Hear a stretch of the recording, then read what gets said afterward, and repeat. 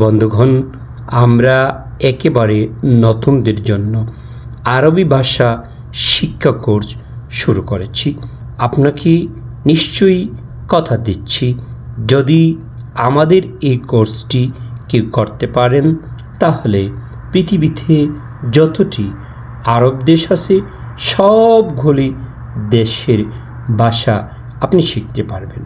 So আসুন আমাদের আজকের ক্লাস আমরা শুরু করে নিই। আজকের ক্লাসটি হচ্ছে সাক্ষারণী অর্থাৎ বন্ধ নিয়ে আমরা আলোচনা করব। সাক্ষার শব্দটির অর্থ হচ্ছে বন্ধ করো বা বন্ধ করা। গাফফাল শব্দটির অর্থ হচ্ছে বন্ধ করা বা বন্ধ করো। তোফ শব্দটির অর্থ হচ্ছে বন্ধ করো বা নেভাও, অর্থাৎ কোনো বাতি ছিল বা কোনো কিছু ছিল আপনি নেভাবেন সেটাকে বলবে, বা যে কোনো জিনিস বন্ধ করবেন তার জন্য তারা তফ তফ বলবে।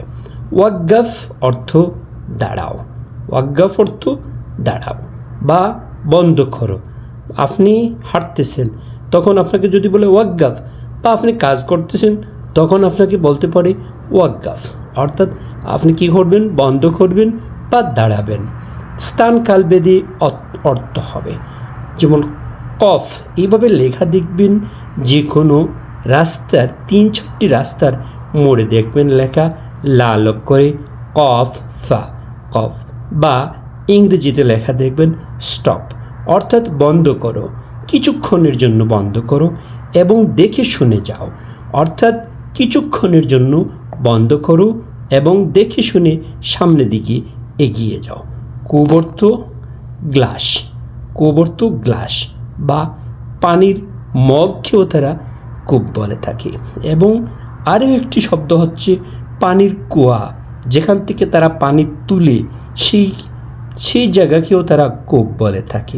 অর্থাৎ মাটির ভিতরে যে কুয়া থাকে, বাংলাদেশে আগে থাকতো, সেটিকেও তারা কূপ বলে। কূপ অর্থ কুয়া বা গ্লাস।